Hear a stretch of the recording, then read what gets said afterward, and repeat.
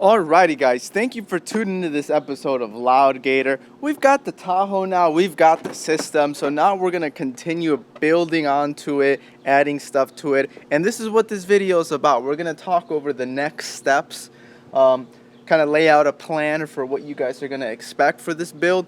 Wake your ass up.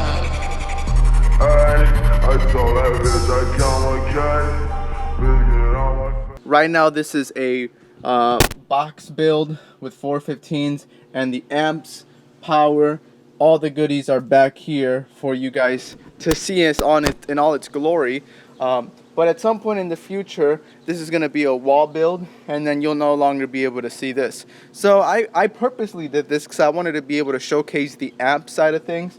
There's LEDs under all this, and so what we're going to do is we're going to continue building to this box build until we're pretty much ready to go with a full wall. So the thing that we're going to start working on now is we're going to start adding 8-inch speakers. So this is the Sundown Audio VEX 8.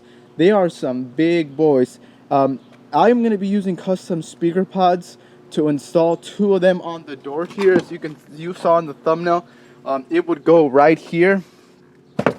And let me try my best to get a nice view, but essentially that's how it would go. And we're gonna have to change some stuff around with the amp. So let me walk you guys through that so you guys can see what I'm referring to. First, we're gonna start off with why the VEXes. So I have right now, as it stands, dedicated speakers for each frequency range. I wanted to be able to have an amp for each type of speaker, so that I could tune each amp to each speaker to incredible preciseness.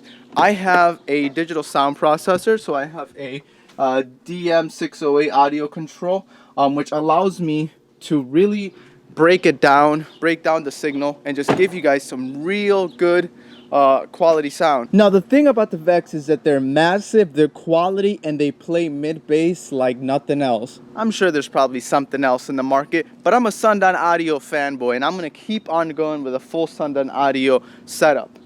These things could take 300 watts of RMS power, and some people, from what I have seen, have been able to push it up to 500 for peak, which means that you get some really loud, crisp mid-range as well as some really loud overall mid-range. That's why we want to have and give these things their own amp. Now the reason why we have a second amp right here is because we already have a setup that kind of works for what we have, but what I want to do is, again, I want to add its own amp for each type of speaker size. So let me bring you guys around to this other side so you guys can see what I'm referring to.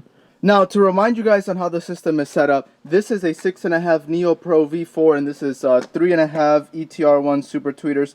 So the 6.5s are currently going to this Skyway 3K mono block, and then the tweeters are all going to this 2-channel. And then this sound processor is distributing the sound from the head units to each one. I've got an extra output left here that I could use for stereo. So this is literally the perfect way for me to introduce another amp. So think about it like this. I'm probably gonna stack this one on top or mount it. And then now 6.5s are gonna go here because these are kind of overpowered by a Skyway 3K. This does not need a Skyway 3K, but I did it because that's the setup that I had at the time. And so this is going to be for the 6.5s, and then this is going to be for the tweeters. So this will stay the same. I'll have to have my installer reroute the 6.5 wiring to this thing, and then the 4 VEXes, so 2 on each door, are then going to be wired to this Skyway 3K. Then I'll be able to tune the Skyway 3K for the VEXes to give it that crisp, mid-range, beautiful sound, and then I'll be able to adjust the tuning here to give it to the 6.5s and then give it to the tweeters, and then every single component is going to have its own amp, its own tuning, and it's going to sound beautiful. At least that's what I think it is. I do have a small problem though that I wanted to show you guys that I'm quite concerned about. I might need some help from the bass community here. As I install this custom speaker pods, I noticed that there's not a lot of room between this and that. I'm thinking I might have to remove this, which does seem removable, and then just lock this here how it is forever, because look at how tight of a fit it is. Let me get in here and show you. Now I'm gonna do my best to not close it so you guys can get a true look for what I'm kind of dealing with. But as you can see here, there's just really not a lot of space. And so what I'm hoping is that right here, let me see if you guys can see, these power buttons are just rubbing up against the, so I'm trying my best to show you guys right here, but the power buttons right here, power control for the seats, are rubbing up against the pod. This other one right here is just straight up into the hole. So with a little bit of excursion, it might hit this. So what I'm thinking is, if we remove this overall, I might be fine. Now let's take a look at the other seat and see how cooked we are.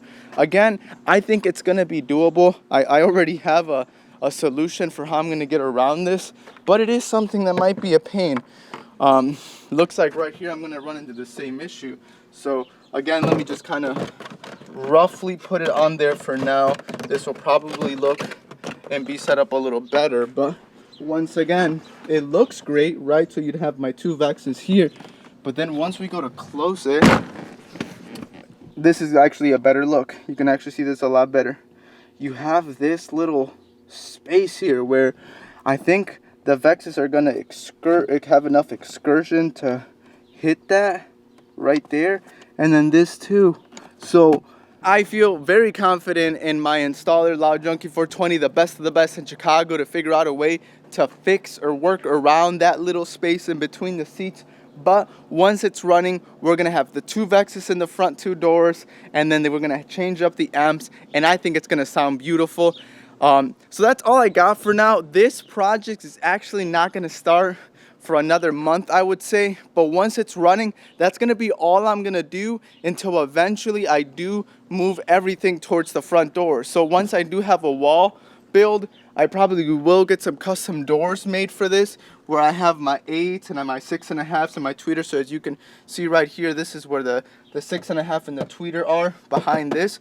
But once I do eventually get to a wall build, I will kind of move everything to the front. So those are the plans for the system. Expect some videos here in the next month. I've also got a travel vlog when I went to Seattle with all my gang. It's beautiful. That's probably my most exciting and more favorite type of videos to make. They don't do very well on this channel because YouTube wants me to be a car audio guy, which I will be. So you're gonna have some content coming up, but expect the travel vlog, and then expect this coming up, and then expect some home improvement / homeowner videos. Want to talk a little bit about that because it's been a journey. That's the truth and the realness behind this channel. Is I'm not someone that I could just spit out a bunch of sub or YouTube or just go crazy on all that. I got other stuff going on outside of. I appreciate the 900 of you that have subscribed so far and that have stuck along. There's gonna be more content coming, and I think you guys are gonna love it. Can't express how thankful I am for everybody who's gotten subscribed, and we're close to 1,000 subscribers, so I'm very happy about that. So expect some videos. Thanks for watching, thanks for tuning in, and I will see you guys later. It's my best attempt at a transition out. Yeah, alright, I'm gonna fuck with y'all type shit.